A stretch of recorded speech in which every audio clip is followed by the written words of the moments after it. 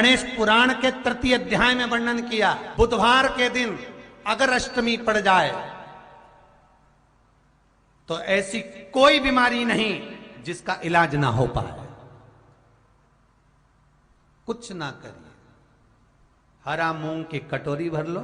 मूंग जानते हो, हरे मूंग, मूंग की दाल होती है ना, जो हरा मूंग, आखा मूंग हरा की कटोरी भरो, उस पर गुड़ की एक थोड़ी, गुड़ की बट्टी, गुड़ की एक बाटी उस पर रखो, 5 बेलपत्र रख लो, और जिस व्यक्ति को बहुत भारी बीमारी है, कैंसर जैसा रोग भी है, किडनी लीवर जो भी उसके खराब हो रहे हैं, कोई तकलीफ है, ऐसा लग रहा है कि बहुत सांस चल रही है, कहीं बीमारी ना हो जाए, बहुत तकलीफ हो रही है, बस वो कटोरी में मूंग लेकर उसमें गुड़ की खोड़ी रखकर 5 बेलपत्र रखकर, बुधवार अष्टमी तिथि,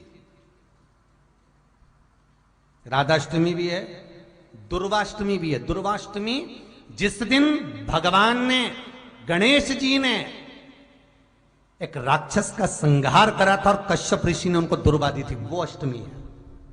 पहली बार दुर्वा चढ़ी थी गणेश जी को, उसका व्याख्यान आएगा भी कथा।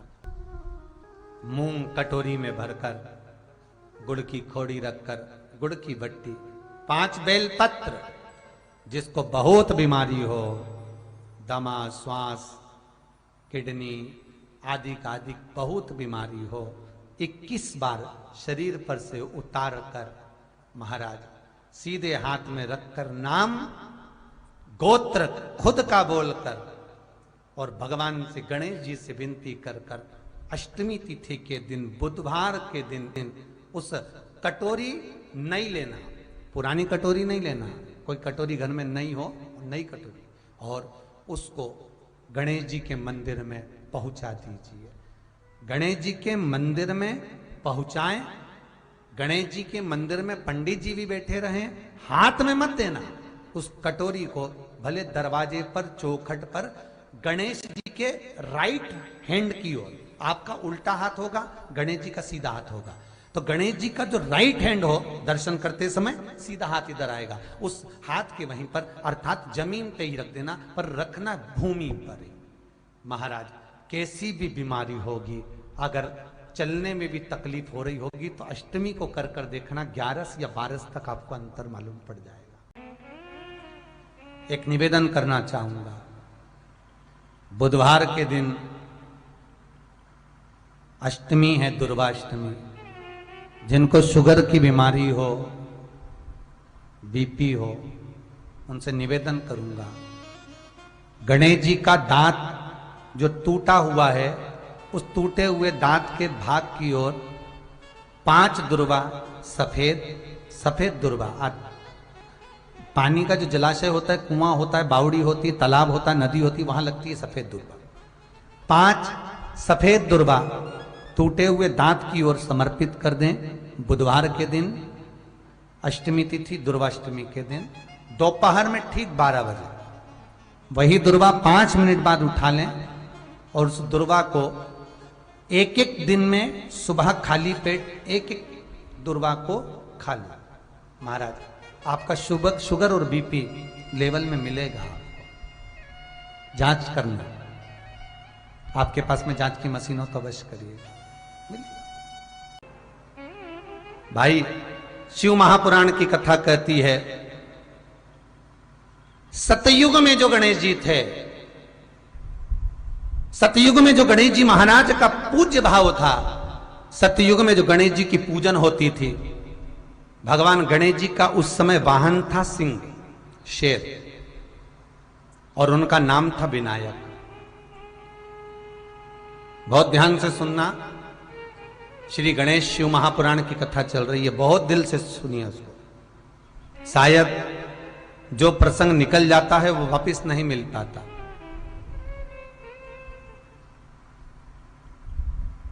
सतयुग में जो गणेश जी महाराज का पूजन किया गया, सतयुग में जो गणेश जी महाराज प्रकट हुए, सतयुग में जो गणेश जी का स्मरण करा गया, उनका वाहन है सिंह।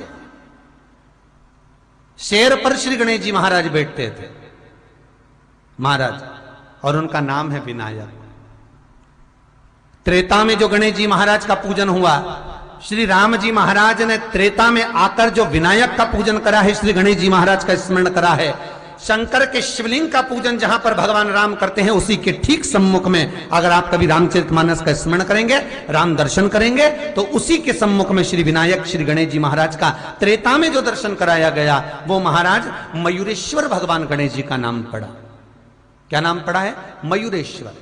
यहां पर भगवान गणेश जी का वाहन मोर हुआ, मयूर हुआ, इसलिए गणेश जी का एक नाम होता है मयूरेश्वर भगवान गणेश, मयूरेश्वर विनायक भगवान गणेश। तीसरा वर्णन आया द्वापर में। द्वापर में भगवान श्री गणेश जी का नाम गजानंद हुआ और इनका वाहन चूहा हुआ।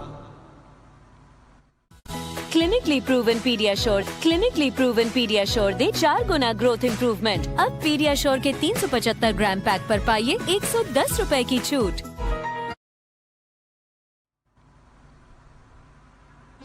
श्री गणेश जी महाराज का नाम गजानन, द्वापर में उसको गजानन कहा गया। भगवान कृष्ण जब द्वारका में प्रवेश करते हैं, भगवान कृष्ण जब द्वारका में जाते हैं, आप सबने कथा सुनी होगी।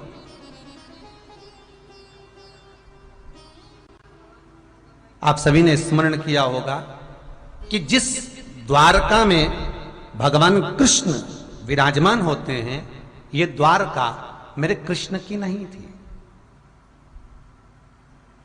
जिस द्वारका में भगवान कृष्ण विराजमान हो रहे हैं, ये द्वारका मेरे कृष्ण की नहीं है, ये राजा अनर्थ की है। राजा अनर्थ कौन? वो अनर्थ जिनके पिता एक बार अपने बच्चों को अपनी प्रॉपर्टी का हिस्सा कर रहे थे, जायदाद बांट रहे थे, और अपनी जायदाद बांटते बांटते राजा अनर्थ देव के पिताजी ने कहा कि ये वाली जायदाद जो मेरी है, मैंने अनर्थ को दे दी। ये मेरी हिस्सा मैंने अनर्थ के बड़े भाई को दे दिया।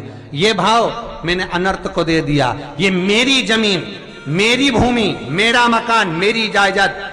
राजा अनर्थ के पिता कहते हैं कि ये मैंने बांटा है, मैंने तुमको दिया है। इतने में राजा अनर्थ के मुख से निकल गया, पिताजी आप कहते हो ये आपका है, आप कहते हो कि ये मेरा है। राजा अनर्थ कहते हैं, पिताजी ये आपका नहीं, ये तो श्री हरि भगवान विष्णु का है, ये भगवान नारायण का है। इतने में राजा अनर्थ के पिता को क्रोध आ गया, और राजा अनर्थ के पिता को जब क्रोध आया, गुस्से में लाल होकर राजा अनर्थ के पिता ने कहा, मैं तुझे श्राप देता हूं, तू अपने पिता के सामने ऊंचे स्वर में बोला है और मेरी जायदाद को तू श्री हरि की जायदाद बताता है। मैं तुझे श्राप देता हूं अनर्थ, इस भूमंडल में, पृथ्वी पर, पूरे ब्रह्मांड में, पृथ्वी के ऊपर तू अगर रहेगा तो जलकर समाप्त हो जाएगा, क्योंकि यह संपूर्ण पृथ्वी मेरी है, मैं इसका हिस्सा करने वाला हूं। महाराज भागवत जी में आपने यह प्रसंग बड़े प्रेम से सुना होगा। जितने भी श्रोता भाई बहन ऑनलाइन इस कथा को सुन रहे हैं, फेसबुक यूट्यूब पर, टीवी चैनल के माध्यम से, बहुत ध्यान से सुनिए। राजा अनर्थ को पिता ने श्राप दिया, 24 घड़ी के अंदर तू अगर पृथ्वी पर कहीं रहा तो जलकर भस्म हो जाएगा। राजा अनर्थ उसी समय पर समुद्र में कूद गए, पानी में कूद गए। क्यों? क्योंकि राजा अनर्थ के पिता ने कहा था भूमंडल पर, पृथ्वी पर कहीं रहेगा तो जल जाएगा, तो पानी में रहूंगा तो जलूंगा नहीं। और जल के अंदर जाकर राजा अनर्थ बैठ गए, तप करने में लीन हो गए, साधना में लीन हो गए। और राजा अनर्थ जब साधना में, तप में लीन होते हैं, भगवान श्री हरि, भगवान विष्णु का स्तमन करते हैं, उनका स्मरण करते हैं, उनका मंत्र जाप करते हैं, तभी भगवान विष्णु ने आकर पूछा, अनर्थ क्या बात है, क्यों तुम जल के अंदर बैठकर मेरी आराधना कर रहे हो, मेरी साधना कर रहे हो, किस लिए,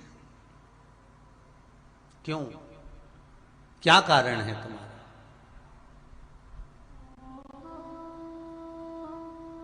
किस लिए बैठे हो? राजा नर्त महाराज मेरे पिता ने श्राप दिया, यदि पृथ्वी पर रहूंगा, भूमंडल पर रहूंगा तो जल जाऊंगा। मेरे पिता का श्राप है, इसलिए मैं भूमंडल पर नहीं रह सकता, मैं जल में रह रहा हूं। भगवान बोले कब तक जल में बैठा रहेगा, शरीर गल जाएगा। भगवान विष्णु कहते हैं पृथ्वी पर नहीं रह सकता तो क्या हुआ। भगवान ने अपने सुदर्शन चक्र को उठाया और सुदर्शन को बुलाकर कहा, सुदर्शन जा, और बैकुंठ का जो ईशान कोण है उसको काट कर लिया, जा।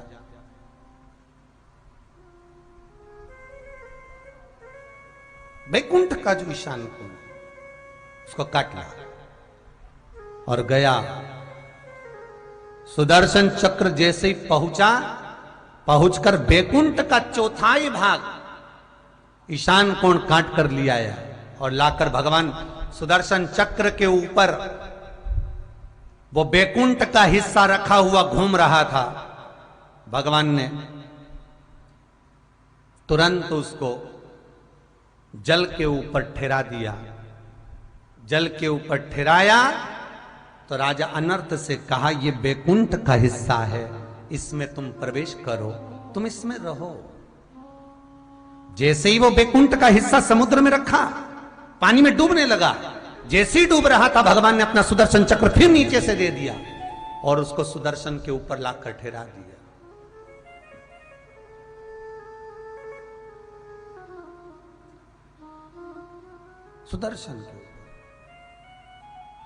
सुदर्शन के ऊपर बैकुंठ का वो चौथाई हिस्सा राजा अनर्थ के लिए विराजमान कर कर रखा है।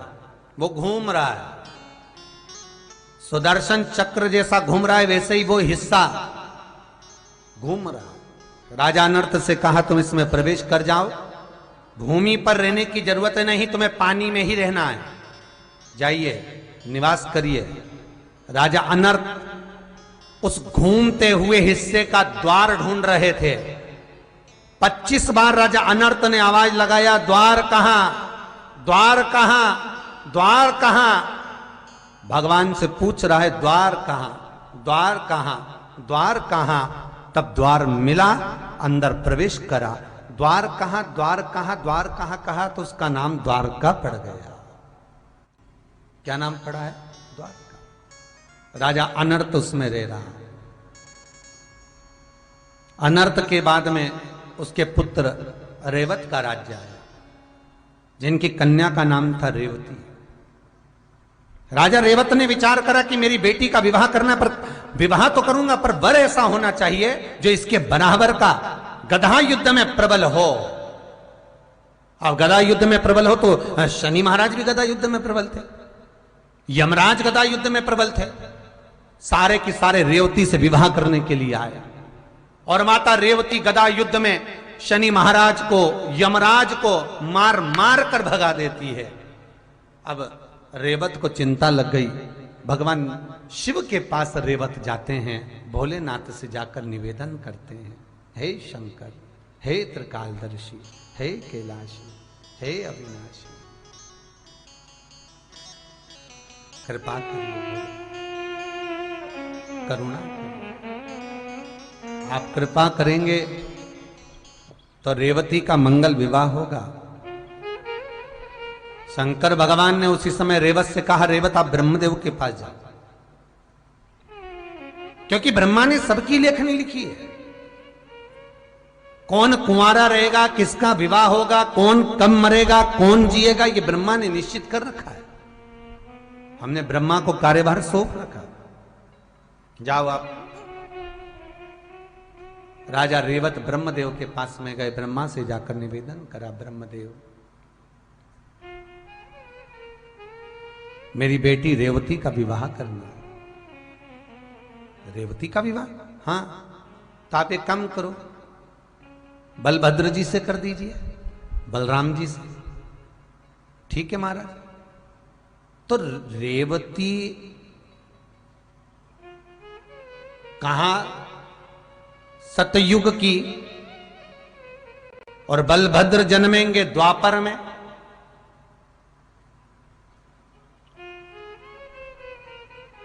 कैसे विवाह होगा? भगवान कहते हैं अब ये तो भाग्य लिख दिया है, आप जाओ, रेवती का विवाह बलभद्र जी के साथ होगा। सतयुग से रेवती तप करती हुई, साधना करती हुई, द्वापर, त्रेता निकल गया, द्वापर आ गया, और बलभद्र जी के साथ में रेवती कहती है विवाह तो करूंगी पर शर्त जो लगा रखी है कि मुझे गदा युद्ध में हराना पड़ेगा। तब बलभद्र और रेवती का गदा युद्ध हुआ, और उस युद्ध में जब रेवती हार गई, उस युद्ध में माता रेवती जब हारी, तब रेवती ने जयमाला बलभद्र जी को पहना दी। बलभद्र जी पहन लिए, विवाह हो गया। रेवत ने सोचा कि मेरी बेटी रेवती का विवाह बलभद्र के साथ हुआ है तो इसको कन्यादान में क्या दूं, कन्यादान में देऊं तो देऊं क्या। तो बलभद्र जी और रेवती के मंगल विवाह में राजा रेवत ने अपनी द्वारका रेवती के कन्यादान में दे दी। रेवती के कन्यादान में जब द्वारका मिल गई, बलभद्र जी राजा बनकर बैठ गए। जब भगवान कृष्ण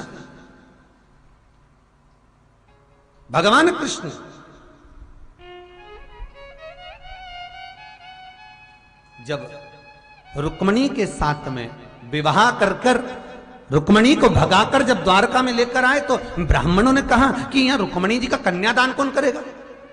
अगर बलभद्र जी कह रहे हैं कि रुक्मणी जी की शादी करो कृष्ण के साथ में द्वारका में आकर, तो भगवान कृष्ण भगाकर को लेकर आ गए, पर विवाह करने के लिए, कन्यादान करने के लिए कौन आएगा? राजा भीष्मक आ नहीं सकता, रुक्मणी जी के भाई आ नहीं सकते, कन्यादान कौन करेगा? तब माता रेवती कहती है कि कृष्ण जी के बड़े भाई बलभद्र के सामने ये रुक्मणी जो छोटे भाई की पत्नी है, ये बेटी के तुल्य होती है,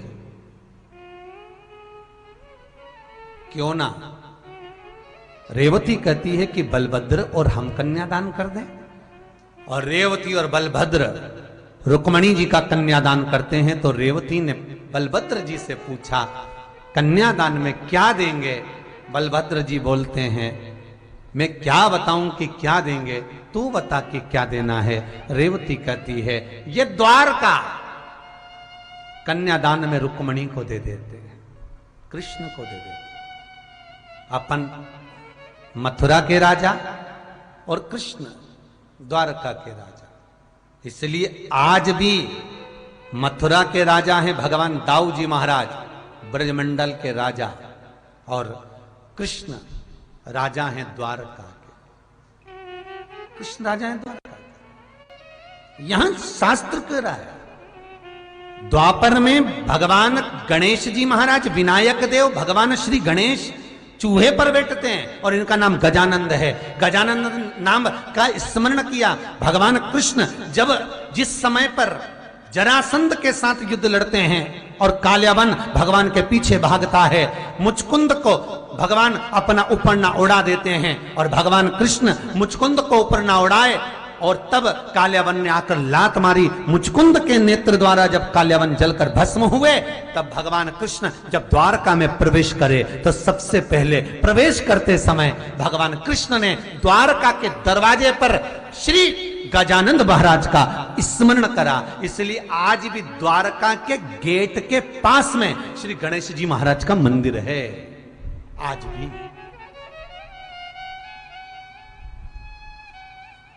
शास्त्र कह रहा है। बहुत सुंदर प्रश्न बहन आपने करा। सतयुग में सिंह वाहन विनायक,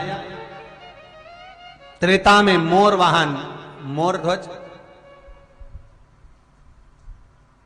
द्वापर में चूहा वाहन गजानन, और जब कलयुग अपने घोर प्रभाव में आएगा, कलयुग जब अपना असर पूर्ण दे देगा, तब श्री गणेश जी महाराज घोड़े पर विराजमान होंगे और उनका ध्रुमकेश नाम पड़ेगा। ये गणेश पुराण में श्री वेदव्यास जी वर्णन कर दिए महाराज। ध्रुमकेश और उनका वाहन होगा घोड़ा। अभी चूहा है, फिर घोड़ा वाहन होगा। जब घोर कलयुग आएगा, हर जगह पर हाहाकार मच जाएगा, मनुष्य की आकृति छोटी होती चली जाएगी, मनुष्य की आकृति बहुत छोटी होती चली जाएगी, तब भगवान श्री गणेश जी महाराज स्वयं ध्रुमकेश होकर घोड़े पर विराजमान हो जाएंगे। बहुत सुंदर भाव है महाराज।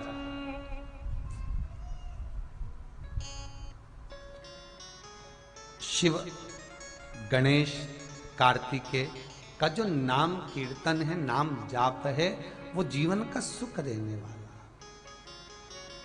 जीवन का सुख।